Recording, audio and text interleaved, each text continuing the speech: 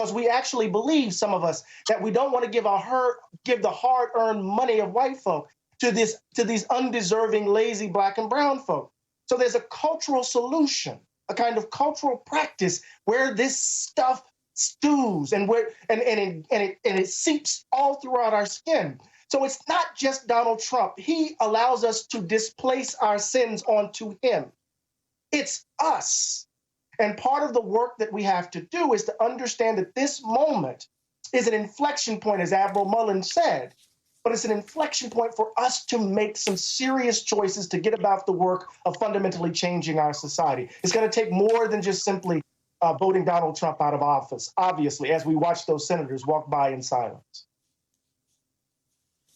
We're going to have to change the way we behave, and all of us get better, smarter, and more inclusive every day. Eddie, John, thank you so much for joining us. You always make us smarter. I want to bring in Derrick Johnson now, President and CEO of the NAACP. Derrick, thank you for being here.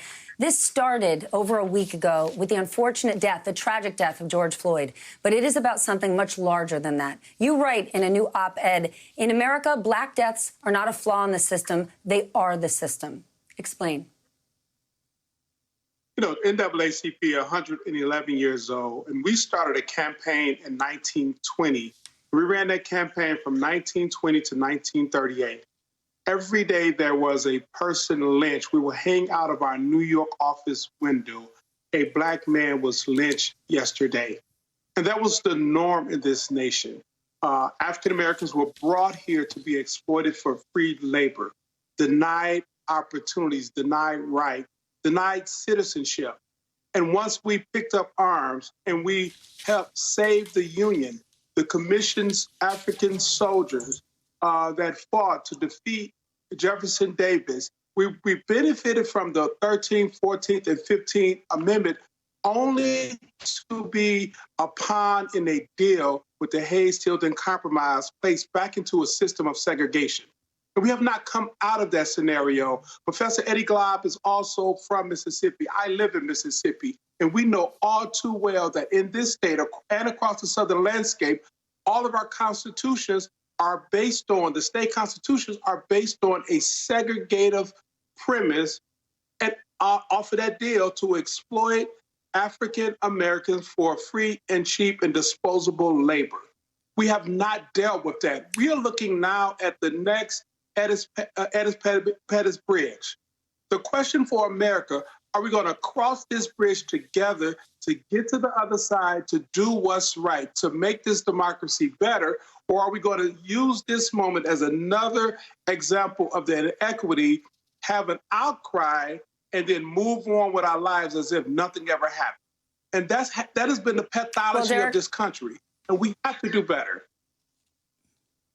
Well, for the last 9 days, people from around the country, around the world, have been standing up and protesting because they want that change. How do you create it? How do you turn this? Well, you know, it's true. We have to march to the polls in November. We cannot sustain as a democracy as a nation what we are currently getting coming out of this administration, the lack of leadership. And then once we make the change in those who hold seats, Senate, in the White House, in the House, to make sure we have the type of momentum to institute a comprehensive package to deal with systemic racism in this nation. We cannot be the nation for the future if we continue to operate under policies of the past. A divided nation can never stand up and have a prosperous future. We are impeding our growth. It is about policy change. It's about undoing systematic and structural racism. Well, what do you hope to hear from leadership in Washington right now? The election's not till November. But right now, unfortunately, I don't think this administration is capable, intellectually able to address all of the American people. So we have a leadership void. And now, as a result of that, you're seeing people take to the streets, Black, white, standing together, raising their voices. Election is in November, and I hope we can stumble to November. But when we get to November, all of these people who are turning out today, and I pray to God they're not sick, because we are in the middle of a health pandemic.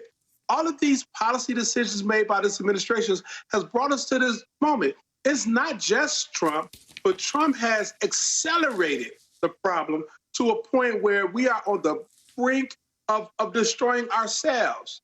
Can you imagine had these protesters showed up at the Capitol saying reopen our economy because we don't care if people die because we need our economy reopened? And they show up with assault rifles.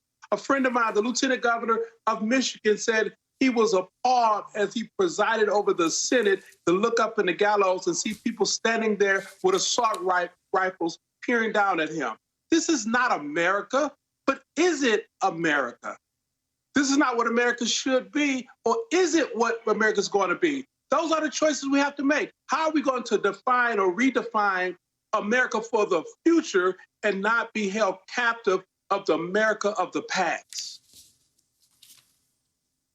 You are focused on who America can be and should be. What is your message to those protesters who are not protesting peacefully, who are creating havoc and sort of stealing the narrative that's so important for you and those who are standing up for justice?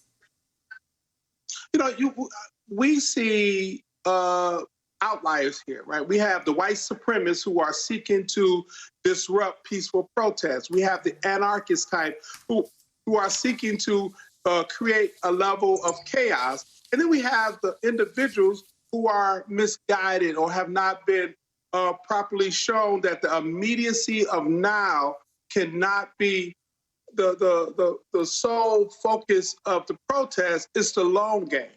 So you have young people who are anxious and they know that they must take to the streets because that's how change happens. It's incumbent upon us, this network, to also say that change happened in this country through the ballot box, through public policy, through our ability to raise collective voice towards collective solutions. The solution of what we see is through policy, but that policy must be implemented from the ballot box. We cannot diminish the power of the vote in this country, and because every time we do, we get outcomes that lack the focus around the need and the appropriateness of how we should live together as a united states, not a divided states. A United States. Derrick, thank you so much for joining me. I appreciate it.